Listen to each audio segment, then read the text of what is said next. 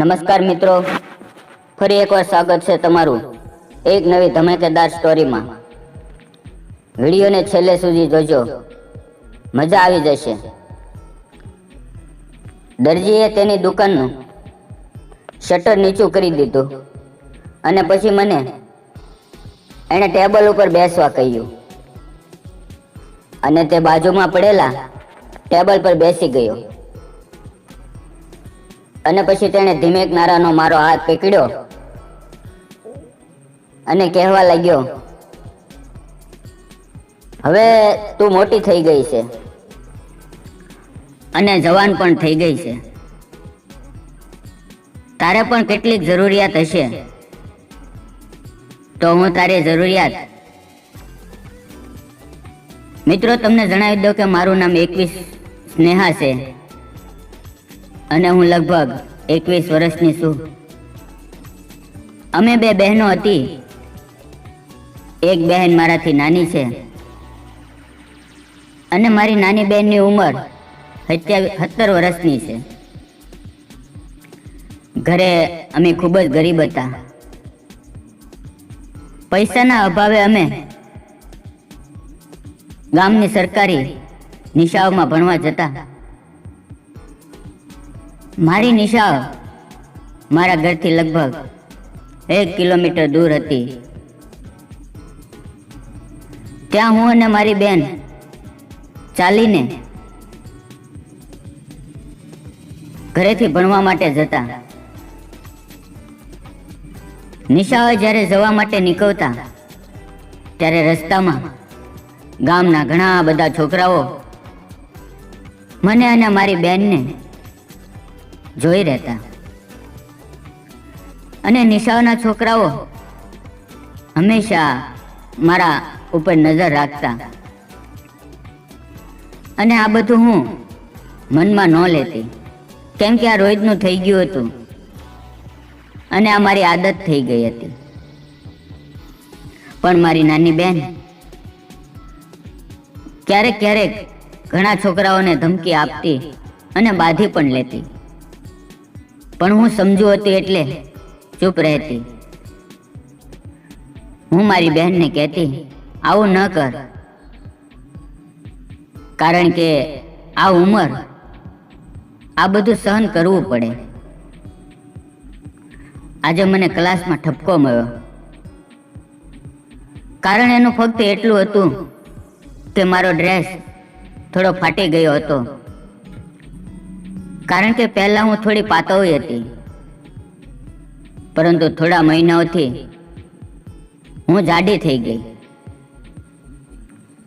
જેને કારણે મારા શરીરના ભાગ ઘણા બધા મોટા થઈ ગયા હતા. એટલે મારો સ્કૂલનો ડ્રેસ ફિટિંગ થવા લાગ્યો અને તે હાથની નીચે થોડો ફાટી ગયો. આ બાબતે મેડમે સાહેબે મને ઠપકો આપ્યો. મેં સાહેબને કીધું, બેનને કીધું, બેન હું કાલે સીવડાવી દઈશ. પણ પૈસાની અછતને કારણે હું મનમાં વિચારવા લાગી કે મેં સાહેબને સીવડાવવાનું તો કીધું, પણ પૈસાની વ્યવસ્થા કેવી રીતે થશે. મેં મારી બેનપણી પાસેથી 200 રૂપિયા ઉછીના લીધા અને એક દુકાનમાં જઈને કાપડ લીધું. મારા ગામમાં એક દરજી હતો. તે મહિલાઓના કપડાં ખૂબ સારી રીતે સીવતો, પરંતુ તેની પાસે હું જઈ શકું તેમ નહોતી. કારણ કે છેલ્લી વખત જ્યારે મેં કપડાં સીવડાવ્યા ત્યારે હું તેને પૈસા આપી શકી નહોતી. એટલે હું તેની પાસે જવા માટે શરમ અનુભૂતિ હતી. પરંતુ હવે હું લાચાર હતી,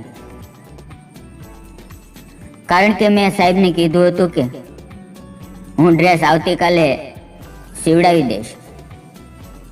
સાંજે શાળાએથી ઘરે પાછી આવી મેં મારી માને કહ્યું કે મારો ડ્રેસ ફાટી ગયો છે, મારે સિલાઈ કરાવવી પડશે. મારી માં વાત સાંભળીને મને બીજી વાતો સંભળાવી. તે કહેવા લાગી કે મેં તને કેટલી વાર કહ્યું છે, આ ચાટી ચાટીને રોજ ખાશો, જાડી થઈ જાય છે, જાડી થઈ જાય છે, ડ્રેસ તો ફાટી જ જશે, અને ડ્રેસને થોડોક ઓછો ટાઈટ રાખ, પણ તારે તો ફેશન કરવી છે. મમ્મીએ ઘણી બધી વાતો કહી. હું ચૂપચાપ તેની વાત સાંભળતી રહી અને ગુસ્સામાં ને ગુસ્સામાં કુર્તાનું કપડું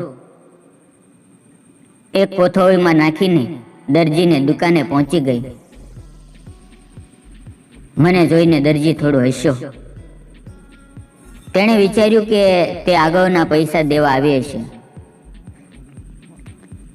તેણે મને ત્યાં જઈ એટલે પૂછ્યું, અરે આજે તને આ દરજીની યાદ કેવી રીતે આવી? શું તારે આજે સિલાઈ કરાવી છે?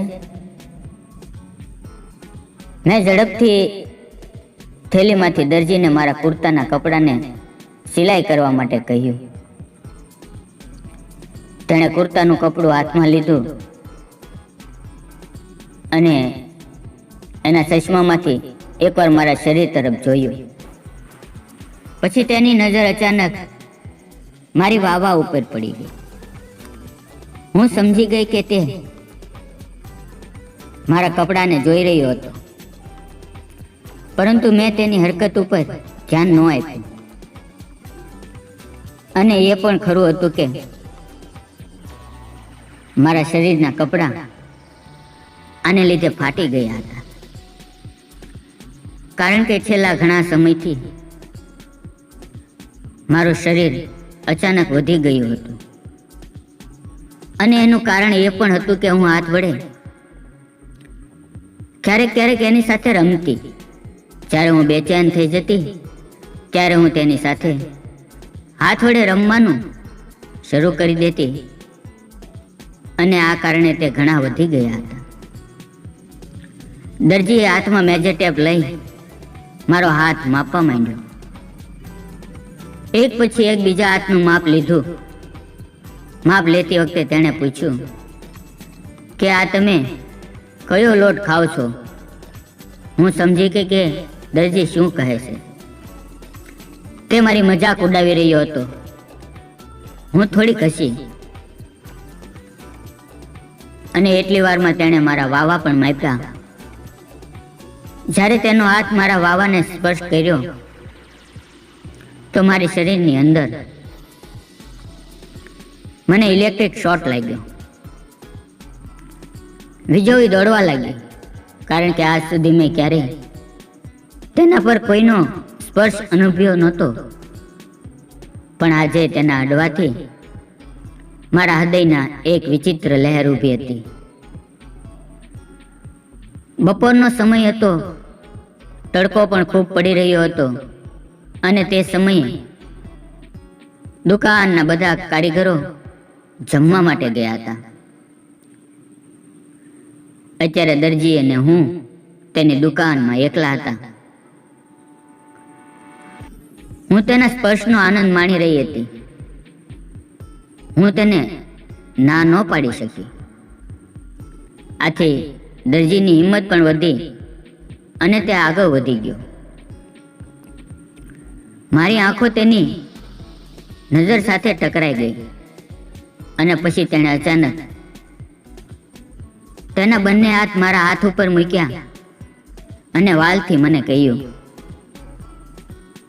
તારા કુર્તાની કાલ સુધીમાં સિલાઈ થઈ જશે. હું તેની વાત સાંભળીને રાજી થઈ ગઈ અને મેં તેને પૂછ્યું કે મારે કેટલા પૈસા દેવાના થશે? તો દરજીએ કહ્યું, ગાંડી, પૈસાની ચિંતા ન કર, અને તારા જૂના પૈસા પણ બાકી છે એ વાતને પણ ભૂલી જા. હું તને જે કહું તે સાંભળ.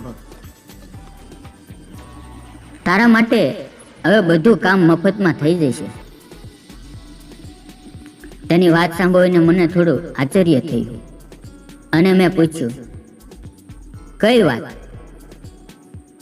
પણ હું સમજી ગઈ હતી કે દરજી મારી પાસે શું માંગે છે. પણ હું દરજી પાસે બોલાવવા માંગતી હતી. પછી દરજીએ દુકાનનું શટર નીચું કર્યું અને તેણે મને એક નાના એવા ટેબલ ઉપર બેસવા માટે કહ્યું અને પોતે બાજુમાં પડેલા ટેબલ પર બેસી ગયો. તેણે પ્રેમથી મારો હાથ પકડ્યો અને કહ્યું કે હવે તું મોટી થઈ ગઈ છે અને તારે પણ કેટલી જરૂરિયાતો હશે. હવે હું તારી જરૂરિયાત કેમ ન પૂરી કરું અને તું મારી પણ જરૂરિયાત પૂરી કર. આટલું સાંભળ્યા પછી હું કંઈ બોલી નહીં અને ચૂપ થઈ ગઈ. ટેલરે મારા મૌનને હા સમજી લીધું અને હું પણ મારા મનથી તૈયાર હતી. પછી તેણે પોતાનું કામ જોરદાર ઝપટે કરવાનું શરૂ કર્યું. તે ખૂબ જ ઝડપથી કપડાં સીવી રહ્યો હતો અને ટેલરની આ ક્રિયાથી મારા શરીરમાં ધુજારી આવી ગઈ. હવે હું પણ તેનો હથોડો મેળવવા માટે બેતાબ હતી. તેણે પણ યોગ્ય સમયની રાહ જોઈ અને તક જોઈને જેમ ધોની સિક્સર મારે તેમ સિક્સર ફટકારી અને મારા મોઢામાંથી અવાજ નીકળી ગઈ. મારી માટે આ પહેલો અનુભવ હતો અને મને થોડીક બીક લાગી રહી હતી. પરંતુ આ રમતની અંદર મને પણ મજા આવી રહી હતી. તે બધું કામ ઉતાવળમાં કરી રહ્યો હતો. કારણ એટલું હતું કે મજૂર ગમે ત્યારે દુકાન પર આવી શકે, એટલે દરજીએ 15 મિનિટમાં સિલાઈનું કામ પતાવી દીધું. હું પણ મજા કરીને હસતી હસતી ઊભી થઈ. પછી દરજીએ કહ્યું કે આવતીકાલે આવીને આ સમયે તારો કુર્તો લઈ જજે. હું હસતી હસતી દુકાનની બહાર ગઈ. મને લાગ્યું કે હવે દરજી મારું દરેક કામ ફ્રીમાં કરી દેશે. દરજી સાથે મારે ઓળખાણ થઈ ગઈ હતી અને હવે મારે જ્યારે પણ કપડાં સીવડાવવા હોય ત્યારે હું ટેલર પાસે જતી અને મારા દરેક કપડાં મફતમાં સીવડાવતી. મિત્રો, વિડીયો પસંદ આવ્યો હોય તો વિડીયોને લાઈક કરી દેજો. આ તમારી જવાબદારી છે. વિડીયોને જો તમારી જેવા ભાઈબંધ હોય તો શેર કરજો. બધાને શેર કરતા નહીં. અને ચેનલ ઉપર નવા આવ્યા હો તો બાપા એક વખત સબસ્ક્રાઇબ બટન જરૂર દબાવજો. ફરી મળશું આવતીકાલે એક નવા વિડીયોમાં. ત્યાં સુધી આવજો.